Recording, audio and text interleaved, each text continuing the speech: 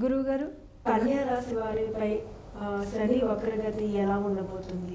తప్పకుండా అమ్మ. ఓం శ్రీ గురుభ్యో నమః. శని వక్రగతి అంటే జూన్ 30వ తారీఖు నుంచి నవంబర్ 15వ తారీఖు వరకు కూడా కుంభరాశిలో శని వక్ర సంచారం వల్ల కొన్ని గ్రహస్థితులు అనేవి ఏ విధంగా ఉండబోతున్నాయి, కొన్ని రాశుల వాళ్ళకి ఏ విధంగా ఉండబోతున్నాయిలో ముందుగా మన కన్యారాశి వాళ్ళకి ఏ విధంగా ఉండబోతున్నాయి అంటే 5 గ్రహాలకి ఎప్పుడు కూడా వక్రగతి అనేది ఏర్పడుతూ ఉంటుంది అప్పుడప్పుడు కూడా. అంటే మన పంచాంగ గణన ప్రకారంగా కొన్ని గ్రహాలకి వక్రస్థితి ఏర్పడుతూ ఉంటుంది కొన్ని రోజుల పాటు. ఆ వక్రస్థితి ఏర్పడినప్పుడు ఒక్కొక్క గ్రహానికి ఒక్కొక్క రకమైన ఫలితాన్ని వస్తూ ఉంటుంది. అయితే ఇక్కడ ముందు ముఖ్యంగా కుజుడు, బుధుడు, గురువు, శుక్రుడు, శని 5 గ్రహాలకి వక్రత్వం, సూర్యచంద్రులకి వక్రత్వం అనేది లేదు. రాహుకేతుడు ఎల్లప్పుడూ కూడా వక్రగతిలోనే ఉంటాడు. అంటే 138 రోజుల పాటు జూన్ 30 నుంచి నవంబర్ 15 వరకు కూడా 138 రోజుల పాటు శని వక్రగతిలో ఉండటం వల్ల ఈ కన్యారాశి వాళ్ళకి కొంత గందరగోళ పరిస్థితుల్లో ఉండే అవకాశాలు ఉంటాయి. అలానే ఉద్యోగంలో, వ్యాపారంలో కొన్ని ఆటంకాలు కలిగే అవకాశాలు ఉన్నాయి. కాబట్టి చాలామంది కూడా ఆలోచన చేస్తుంటారు, రాశిఫలాలు చెప్పేటప్పుడు ఎప్పుడూ గురువుగారు మాకు పాజిటివ్గానే ఉండాలి, నెగిటివ్ ఉండకూడదని భావించే వ్యక్తులు చాలామంది ఉన్నారు. కానీ నిజంగా చెప్పదలుచుకుంటే, నిజాన్ని తెలుసుకుంటే బాగుపడినట్టు అర్థం. ఎల్లప్పుడూ కూడా కొన్ని జీవితంలో ఎప్పుడు కూడా కాలం స్థితి మారుతున్నప్పుడు నెగిటివ్, పాజిటివ్ 2 వస్తుంటాయి.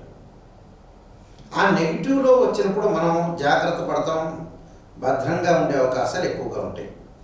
ఇక్కడ ఉద్యోగంలో, వ్యాపారంలో కొన్ని ఆటంకాలు రావటం, అలానే సంబంధాల్లో విభేదాలు పెరిగే అవకాశం ఉంటాయి. విభేదాలు తెచ్చుకునే వరకు ఉండకూడదు ఏ మనిషికైనా సరే.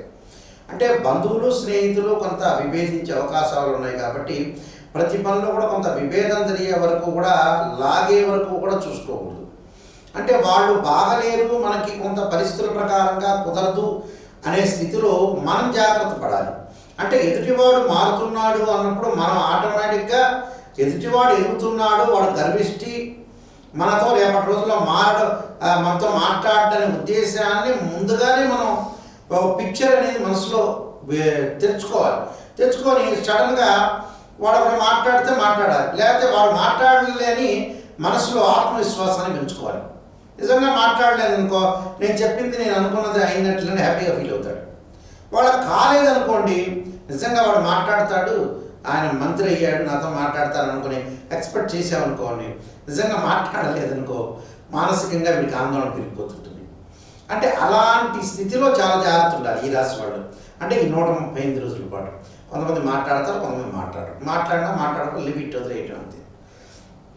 దాంతోపాటు ఉద్యోగులకి రాజకీయ నాయకుల ద్వారా కొన్ని సమస్యలు ఎదురవుతుంటాయి.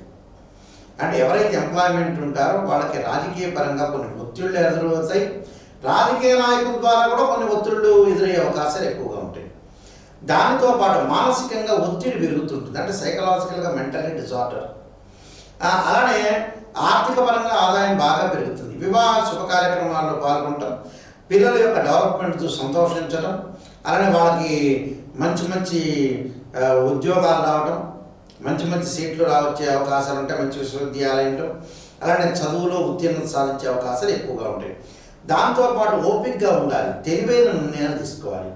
అంటే తెలివి తక్కువ నిర్ణయాలేంటి, తెలివైన నిర్ణయాలంటే ఎదుటివాడిని తొందరపడి నమ్మకూడదు. ఈ 135 రోజులు నమ్మకూడదు అంటే ఏంటి? ఎవరిని నమ్మాలి? భార్యని నమ్మాలా, పిల్లల్ని నమ్మాలా? భార్య, పిల్లని, అన్నదమ్ముల్ని నమ్మడం వేరు. ఎవరైతే అవుటర్స్ ఉంటారో వాళ్ళతో మటు కేర్గా ఉండాలి. అదే తెలివైన నిర్ణయం. అంటే డబ్బులు ట్రాన్సాక్షన్స్ చేయకూడదు, ఏది హామీలు ఉండకూడదు, ఏది కూడా సిగ్నేచర్స్ ఉండకూడదు. మేము చేస్తాం, వాళ్ళు చేయకపోతే, వాళ్ళు ఇవ్వకపోతే మేము ఇస్తాం అనే పాయింట్ రాకూడదు. ఉద్యోగులు సహ ఉద్యోగులతోటి చాలా జాగ్రత్తగా సంబంధాలు కొనసాగించాలి.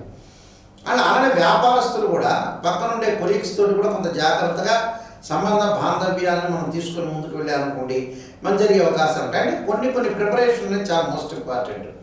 ఆ ప్రిపరేషన్లో కూడా వృద్ధానికి మనం చేయాలా అంటే దూకుడు స్వభావం వద్దు. అంటే దూకటం వల్ల కూడా మనకి నష్టం జరిగే అవకాశాలు ఉంటాయి. కాబట్టి అలానే విదేశాలకు వెళ్ళే అవకాశాలు ఉంటాయి వీళ్ళకి. అలానే బంగారు ఆభరణాలు, దుస్తులు కొనుగోలు చేయటం, అలానే ఇల్లు కొనుగోలు చేసే అవకాశాలు కూడా ఎక్కువ ఉంటాయి. అంటే ఇల్లు కూడా కొనుగోలు చేస్తారు, అలానే అగ్రికల్చర్ ల్యాండ్ కొనుగోలు చేస్తారు.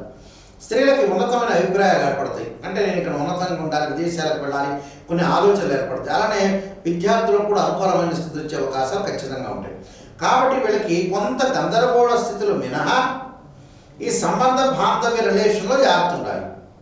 అంటే రిలేషన్షిప్లో డిస్ప్యూట్స్ రాకుండా లౌకిక జ్ఞానంతో ఉండాలి.